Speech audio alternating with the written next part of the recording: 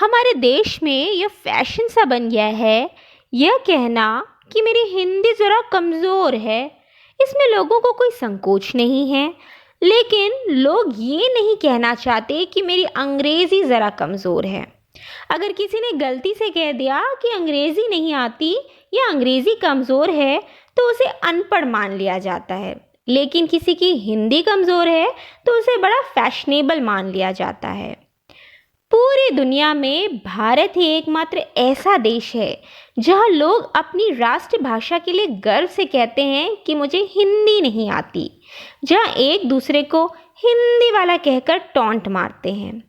अब ये हिंदी भाषा की उदारता नहीं तो क्या है जो अपने ही लोगों का अपना मजाक उड़ाने की इतनी छूट देती है। हमें बचपन में बताया गया कि हिंदी और अन्य क्षेत्रीय भाषाएं आपस में बहनें हैं, लेकिन सियाने होने पर इनका झगड़ा देखकर हमें पता चला कि इनका रिश्ता आपस में बहन कम बल्कि देवरानी जेठानी सा है। वैसे दाल इतनी महंगी होने के बावजूद हम अभी भी घर की मुर्गी को दाल बराबर ही मानते हैं। इसलिए भले ही इंग्लिश अच्छे से ना आती हो, लेकिन हिंदी बोलने और लिखने में हमें शर्म ज़रूर आती है। वैसे जिस देश में 90% लोग हिंदी में बात करने में शर्म कर रहे हैं, उन्हें हिंदी दिवस की बहुत सारी शुभकामनाएं। आज सुबह से ही हम सब व्हाट्सएप, ट्विटर और फेसबुक पर एक दूसरे को हिंदी दिवस की शुभकामनाएं देते नजर आए। और बहुत से विद्वान ऐसे भी थे जो हिंदी दिवस की शुभकामनाएं भी अंग्रेजी में दे रहे थे। तो बहुत से ऐसे थे जो हिंदी में बात करने के लिए दो दबाएं ऐसे वाले मैसेज फॉरवर्ड के साथ अपने व्हाट्सएप स्टेटस में हैप्पी हिंदी डे सेट कर रहे थे। आजकल अंग्रेजी का दिखावा हमारे सर पर ऐसे सवार है जैसे चीन के सस्ते सामान। निर्बल का बल भले ही राम को माना जाता है, लेकिन स्टेटस सिंबल का बल इंग्लिश को ही माना गया है। इंग्लिश को जिस तरह से स्टेटस सिंबल से जोड़ा गया है, उसे देखकर लगता है कि इसके लिए ज़रूर एमसिल और फेविक्विक का मजबूत जोड़ का इस्तेमाल किया गया है। जन जन को जो मिलाती है वो भाषा हिंदी कहलाती है। जन जन को जो मिलाती है वो भाषा हिंदी कहलाती है। अगर राष्ट्रीय हवाई अड्डा और हवाई जहाज़ों में हिंदी में बोलेंगे तो भी अपने डेस्टिनेशन पर पहुंचा दिए जाएंगे। पिज़्ज़ा हट में भी हिंदी में पिज़्ज़ा मांगेंगे तो भी पिज़्ज़ा ही मिलेगा। तो अंग्रेजी में बाय डिफ़ॉल्ट क्यों शुरू हो जाते हैं? इंग्लिश स्पीकिंग सेंटर हिंदी में बोलकर अंग्रेजी सिखा रहे हैं। भले ही आपने अभी तक लाइफ में कुछ ना उखाड़ा हो, लेकिन इंग्लिश बोल और लिख सकने की कल्पना मात्र से आदमी अपने आप अपनी जड़ों से उखड़ने लगता है। क्योंकि इंग्लिश आने के बाद कपित्य सामाजिक कारणों से इंसान का जमीन से 2 इंच ऊपर चलना ज़रूरी माना जाता है।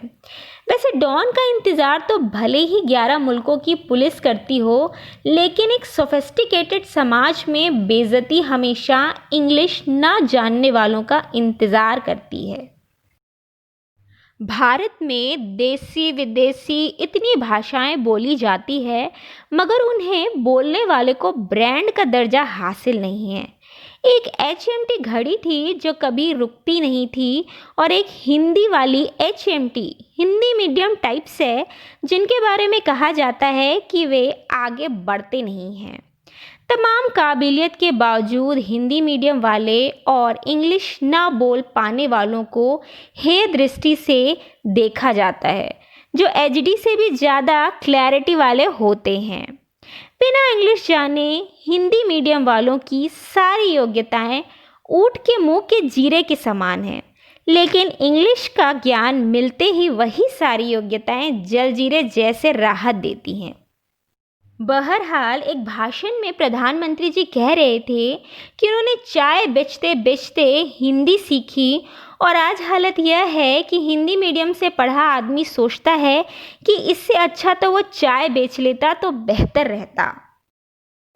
वैसे एक बड़ा सा थैंक्स गूगल ट्रांसलेशन को भी देना चाहिए, जिसने हमारी जनरेशन को ये एहसास दिलाया कि इंग्लिश एक भाषा है, बुद्धिमान होने की पहचान नहीं। आजकल हिंदी मीडियम के छात्रों को इंग्लिश की जानकारी अपनी बुक से कम और फेसबुक से ज़्यादा मिलती है, जहां वो अपने फ्रेंड्स की फ़ोटो पर दूसरे के कमेंट देख देख कर नाइस पिक तो लिखना सीख जाते ही हैं।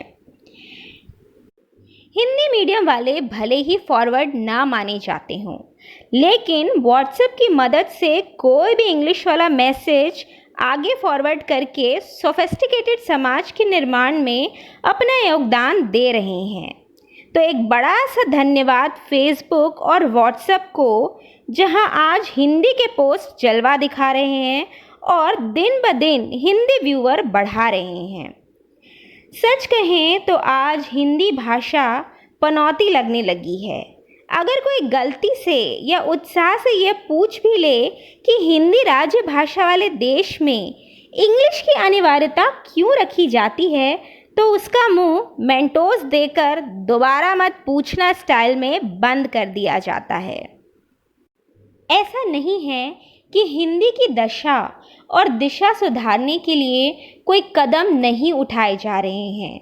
हालांकि कई भाषी विद्वानों का मानना है कि अब समय आ गया है कि हिंदी की दशा सुधारने के लिए कदम उठाए जाएं। ये हमारी दूरदर्शिता का ही परिणाम है कि हम हिंदी की स्थिति सुधारने के लिए बरसों पहले से ही हिंदी दिवस से हिंदी सप्ताह और हिंदी पखवाड़ा मनाते आ रहे हैं। दोस्तों, हम भारतीय दुनिया के किसी भी कोने में जाएं, हमारी पहचान हमारी हिंदी भाषा से होती है। हमें अपनी भाषा पर गर्व होना चाहिए। अगर हम भारतीयों के अंदर आज भी हिंदी सांस ले रही है, तो इस वीडियो को शेयर करें और अपनी राष्ट्रीय भाषा पर गर्व महसूस करें।